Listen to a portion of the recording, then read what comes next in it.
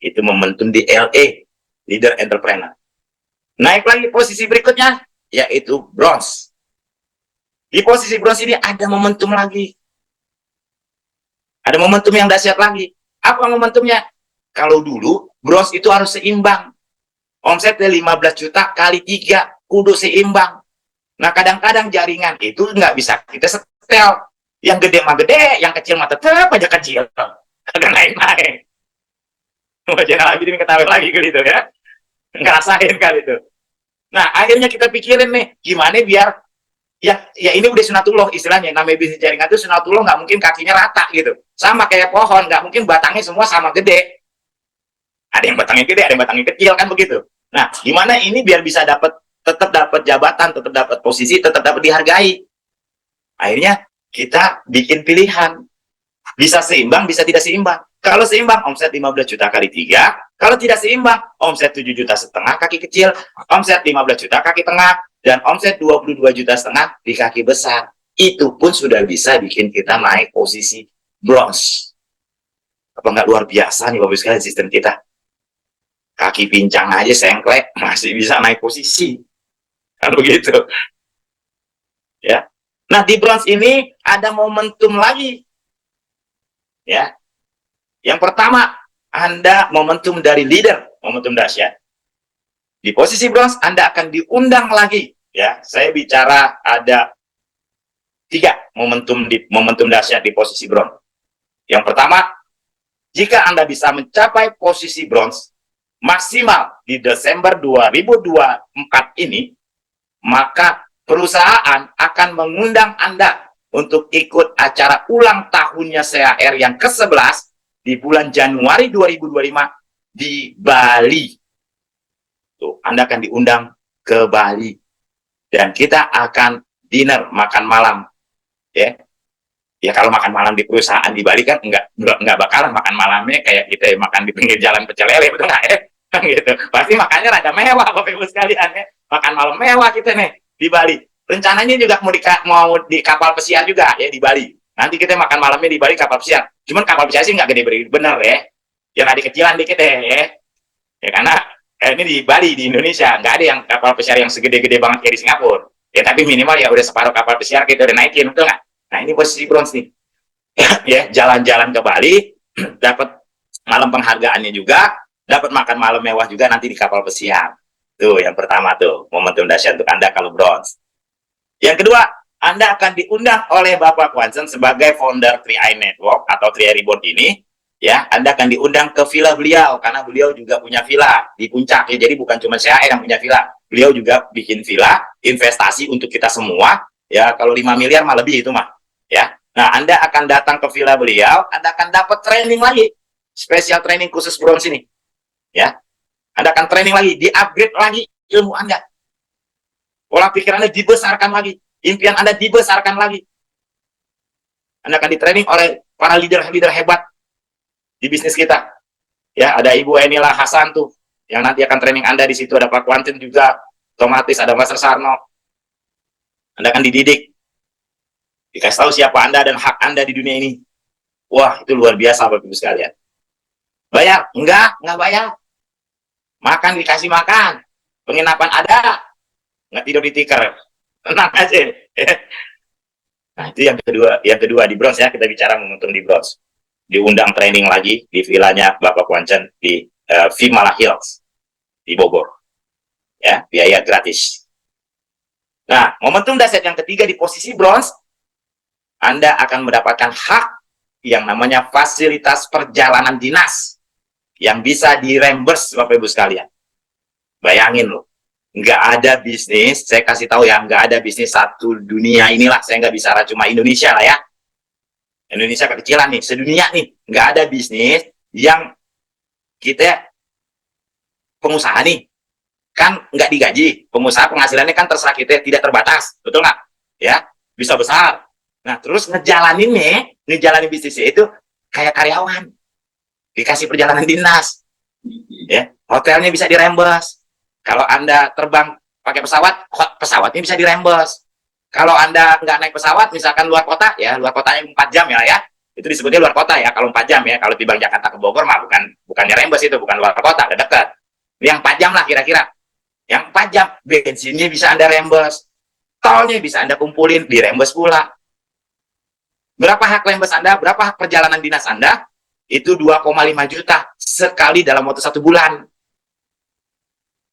Gitu Bapak sekalian ya. 2,5 juta lu per bulan. Kalau Anda umpamanya ya, Anda nggak naik posisi setahun bro, nanti biarin saya manteng aja dulu di bro. Master katanya ngomongin layangan, udahlah saya pasang tali kama manteng. Jadi layangan saya manteng, nggak ke tali kama singit gitu yang naik turun kan gitu. Nah, pasang tali kama manteng, saya di bro saja nggak apa-apa. Nah, sebulan sekali Anda rembes tuh pengembangan jaringan. Ya berarti kan 2,5 juta kali 12. Udah 30 juta Bapak Ibu sekalian tuh. Yang reward yang bisa dirembes Bapak Ibu sekalian. Itu sama aja 30 juta. Itu kalau tiket pesawat itu minimal itu udah sampai Mesir. Udah ngeliat Egypt tuh, apa namanya itu? Piramida Mesir tuh. Ya 30 juta. Apa nggak keren nih bisnis kita Bapak Ibu sekalian? Ini berlaku buat bronze. Tuh momentum dahsyatnya Bapak Ibu. Bayangin ya, semua ada momentum dahsyatnya. Naik lagi ke posisi habis bronze silver. Nah, silver nih momentum dahsyatnya sama dengan bronze berlaku. Yang pertama itu tidak seimbang, nggak apa-apa ya. Yang penting kaki kecil ada 25 juta, kaki tengah ada 50 juta, kaki gede 75 atau lebih, nah Anda sudah naik posisi silver. Jadi nggak seimbang juga nggak apa-apa tuh. Nah, rembesnya 2 kali Bapak Ibu. 2,5 juta kali 2, udah 5 juta sebulan tuh. Jadi kalau Anda mantang di silver aja, kagak naik-naik setahun, udah 60 juta Bapak Ibu itu. Uang yang diberikan untuk Anda mengembangkan bisnis ini ya. Nah, kalau tanya syarat rembesnya apa, tanya leadernya masing-masing ya. Ntar kalau ente udah nyampe, baru tanya detailnya deh. Kalau belum nyampe, kerjain aja dulu, kan gitu. Ya. Nah, itu 60 juta udah sampai mana ya? Sampai Prancis tuh, nyampe Eropa. 60 juta tuh. Gitu, perjalanan dinasnya. Nah, itu di posisi silver. Naik lagi ke posisi gold. Ya. Nah, ini ada momentum dahsyat luar biasa nih. Untuk posisi gold, ya. Nanti saya, mohon maaf kalau saya umumkan di sini, mendahului pengumuman dari perusahaan, nggak apa-apa lah ya. Kan saya king juga, gitu ya. Mohon dimaafin juga. Nah, untuk posisi gold, ya siapapun Anda, mau orang baru kek, mau orang lama kek, mau Anda bergabungnya 2023 kek, 2024, atau Anda bergabungnya 2014, 10 tahun lalu, misalkan, kalau Anda naik posisi gold, ya, maka Anda akan dapatkan uang cash senilai 31 juta. Enak kan Bapak Ibu sekalian? Orang lama juga berlaku. Yang punya kaki 2 kaki, udah di atas 100 juta misalkan, nggak apa-apa, tinggal kejar kaki ketiga, dapat pokoknya kalau gold dapat 31 juta. Tuh, Pajang Pomiaman udah teriak hore. Ya, biarnya momentumnya dahsyat nih, siapapun dapat duit nih, orang lama, orang baru. Gitu. Ya. Nanti pengumuman resminya dari perusahaan deh, ya. Yang detil-detilnya ya, syaratnya apa, pokoknya ada dari perusahaan, saya nggak ngeduluin. Yang penting dapat pokoknya. Ya, saya sudah pastikan, karena waktu itu saya sudah meeting dengan Pak Tony sebagai direkturnya CAR, meeting berdua waktu itu, kemudian dilanjutkan meeting dengan para king. Nah, akhirnya kesepakatan terjadi, ya. Makanya kita gaspol nih, dapat uang cash lagi tuh 31 juta. Good. Nah, momentum berikutnya, platinum, dapat lagi. Mau orang lama, mau orang baru, dapat lagi 62 juta. Hari ini ada gold, nah naik ke posisi platinum, dapat 62 juta. Kaki nggak seimbang, nggak apa-apa. Apa nggak keren nih bisnis Bapak Ibu sekalian? Ya, naik lagi ke posisi platinum itu diamond ya, lupa mulu saya. Ya, yang sistem baru namanya diamond. Nah, habis diamond royal, ya, habis diamond royal, dapat lagi 93 juta. Jadi kalau Anda naik gold dapat 31 juta, naik platinum dapat 62 juta. Naik lagi naik diamond, naik lagi ke royal dapat lagi 93 juta. Naik ke king dapat lagi 100, lupa saya, 100. Pokoknya total itu 310 juta deh kalau dari gold sampai king. Dan ini berlaku buat semua orang, termasuk saya. Apa nggak enak? Ini baru namanya rebound Bapak sekarang, betul nggak? Ya, jadi kita semua nih tinggal Nah, kita semua nih, jadi balik lagi, tadi momentum yang dari luar, saya sudah ceritain. Momentum perusahaan, momentum bisnis, momentum dahsyat dari pengembangan diri, baik oleh perusahaan maupun leader, dari Pak Kwancan, dari kita semua. Ya, nah tinggal, tadi udah saya bikin ya, jadi momentumnya ya, sudah selesai momentum dahsyatnya. Nah, tinggal semua ini tidak ada artinya, yang dahsyat-dahsyat dari luar ini, jika tidak ada momentum dahsyat dari diri kita. Karena kita bisa dapatkan momentum dahsyat itu semua yang di luar diri kita, di dalam sistem bisnis 3i Network ini, dalam bisnis 3i Reborn ini, jika ada momentum dahsyat yang keluar dari diri kita. Gimana caranya agar kita punya momentum dahsyat buat diri kita? Nanti mau saya lagi susah. Nah, kadang-kadang tuh ya, saya juga suka bingung tuh ya. Ini saya kasih tahu sama Anda ya. Banyak orang tuh yang susah merubah hidup. Pertama, dia ngomong dirinya susah. Itu aja udah susah loh merubah hidup. Kenapa? Karena menurut saya orang yang ngomong dirinya susah itu yang ngeluh, nggak bersyukur. Dan masih hidup kan mesti bersyukur, betul nggak? Itu udah susah meninggal kan udah selesai, gitu. Jadi, nah yang lebih parah lagi, ketika dia bilang susah, apalagi sekarang zaman lagi susah, itu banyak tuh yang ngomong gitu. Orang hidup lagi pada susah. Jangankan baru kemarin saya ngelihat ada salah satu mitra saya komen begitu di grup. Orang sekarang lagi susah ngajak orang pada hidupnya lagi susah, ekonomi susah. Gitu. Saya jawab aja, iya apapun alasannya benar. Karena versi Anda. Cuman dalam hati saya cuma ngomong gini, yang susah lu doang kali, cuman biar hati lu adem, lu bawa orang-orang juga pada susah. Padahal mah enggak, lu doang yang susah. Gitu. Nah, kenapa? Jajal aja nonton Gias tuh, Gias nih belum. Sekarang lagi ada pameran Gias tuh, Gaikindo International Motor Show tuh. Di apa namanya di BSD dekat rumah saya tuh. Lah bejibun orang. Ribuan orang pada datang, yang beli mobil banyak. Nah, ke situ kan bukan yang cuma lihat-lihat doang, banyak yang beli mobil. Berarti orang kaya banyak, orang yang nggak susah tuh banyak. Main golf, kemarin saya main golf hari Sabtu, saya kaget. Main golf hari Sabtu penuh banget orang. Padahal main golf hari Sabtu itu harga main golfnya 3 kali lipat. Saya biasa main golf di hari biasa itu 1 juta. Kalau hari Sabtu itu bisa 3 juta. Dan itu orangnya bukan sedikit yang main, tumplek penuh banyak, apa yang ngantri. Begitu. Dalam bagi saya ngobrol bercanda sama kawan saya. Ini kita main golf ngantrinya udah kayak BPJS ya, mau ke rumah sakit. Tiap mukul ngantri, udah kayak ngantri BPJS. Nah kan ini golf gitu. Dan ini mahal gitu loh. Nah jadi yang saya maksud adalah, ya kalau kita sekarang misalkan lagi susah, ya jadikan kesusahan hidup kita hari ini itu sebagai momentum dahsyat kita, sebagai alasan kuat kita untuk keluar dari kesusahan kita, bukan alasan pembenaran. Karena disitulah letak orang sukses dengan orang gagal. Orang sukses punya kelebihan satu cara, orang gagal punya kelebihan satu alasan. Dan masalahnya, apapun alasannya benar. Ya namanya alasan lu, ya bener, versi lu. Penimol, oh ya ini jum nasional ya, Pak Frial ya. Pak Frial, saya nggak bisa ikut jum, oh saya lagi repot ngurus anak, benar. Pak Frial, saya nggak bisa ikut pertemuan sama kondangan, benar. Pak Frial, saya nggak bisa ikut training, kucing saya beranak, benar. Pokoknya apapun alasan lu, benar deh. Tapi ingat balik lagi, orang sukses kelebihan satu cara, orang gagal kelebihan satu alasan. Orang sukses bilang, ya karena ada anak, saya harus termotivasi. Anak membuat kita kerja keras, anak membuat kita punya harapan. Nah itu orang sukses. Saya dulu, apa nggak gendong-gendong anak jalan bisnis ini? 2014 saya baru bergabung, anak saya masih kecil, 4,5 tahun. Ya saya udah pisah sama emaknya dia. Jadi saya single parent, anak saya yang urus.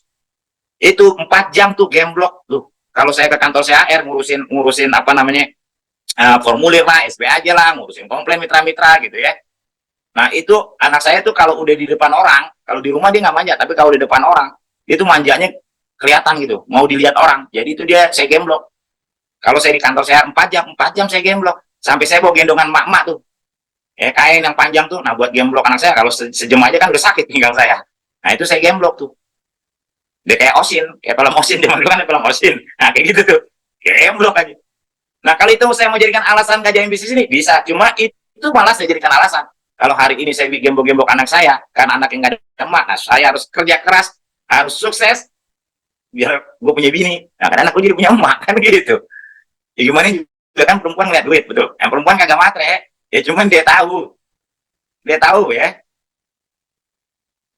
dia tahu isi dompet laki, kan begitu maksudnya, benar ya. Ya coba aja perhatiin, makin tebel dompet laki, makin kinclong bininya. Itu bukti kalau perempuan ngerti duit. Matre kagak ngerti sama duit. Kan begitu Bapak Ibu sekalian ya. Oh, Pak Enrico sekarang udah mulai ketawa tuh ngomongin bini tuh. Nah, jadi Bapak Ibu sekalian, balik lagi ya, semua momentum dahsyat yang saya sudah sampaikan tadi tidak akan ada artinya jika tidak ada momentum dahsyat di diri kita. Begitu juga sebaliknya, jika ada momentum dahsyat di diri kita, maka momentum dahsyat yang di luar diri kita di perusahaan pasti akan bisa kita raih. Dan kita jadi orang, tahun depan kita jadi orang yang berbeda dari tahun sebelumnya. Tahun depan rezeki kita jadi lebih banyak daripada tahun sebelumnya. Tahun depan, lebaran tahun depan, orang akan memandang kita berbeda dengan lebaran tahun sebelumnya. Dan akhirnya kita jadi orang yang beruntung. Siapa orang yang beruntung? Orang yang hari ini lebih baik dari hari kemarin, dan hari esok lebih baik daripada hari ini. Untuk bisa keluar momentum dahsyat dari diri kita, otomatis kita harus keluar dari zona nyaman kita, Bapak Ibu sekalian. Ya, otomatis kita, saya maksud gini, mungkin buat Anda yang hidupnya tidak sesusah saya, contoh ya, karena waktu itu saya jalan bisnis itu susah banget, ya, modal dari PPKB motor, ini nggak punya, rumah udah mau ambruk, ya, jadi tulang rumah saya tuh kan, rumah kan begini nih, atasnya nih, ya, kayak gini kan, ketiga gitu, nah itu tulang atasnya itu, tiangnya itu udah copot, jadi kalau dibiarin itu, yang jangan setengah tahun lah, dibiarin musim hujan dikit aja, pasti burak gitu. Nah, segala kesulitan saya itu saya jadikan alasan saya untuk sukses gitu, bukan alasan saya untuk gagal. Dan saya keluar dari zona nyaman. Maksudnya apa? Ya saya nggak nyaman dengan keadaan seperti itu. Karena saya lihat banyak orang itu yang tidak keluar momentum dahsyat di dirinya karena dia nyaman gitu. Ya, banyak orang tidak berubah hidupnya karena nyaman. Bukan berarti dia kaya loh ya. Dia nyaman aja. Contoh tadi, ya ini omongan kita hari-hari deh, omongan kita hari-hari. Kalau hari ini Anda punya, misalkan, ya, Anda mandi pakai gayung, contoh ya, contoh. Kan dulu saya mandi pakai gayung nih, mandi pakai gayung, tuh gayung udah banyak lumutnya, bener nggak? Ya kan? Terus lantai kamar mandinya juga licin, udah jarang digosokin. Ya. Terus juga nih urusan mandi aja dulu nih, ya, terus anduk kita udah jarang-jarang gitu ya, udah bisa membayang gitu kita lihat anduk.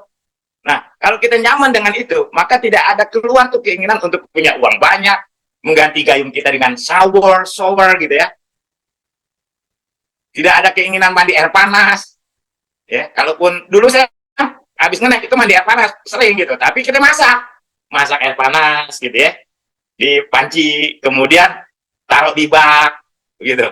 Nah, mandi air panas sih bisanya begitu. Nah, dan saya tidak nyaman dengan keadaan seperti itu. Saya mau mandi air panas kayak di hotel, putar keran kita putar ke kiri, air dingin, putar ke kanan, air panas, kan begitu.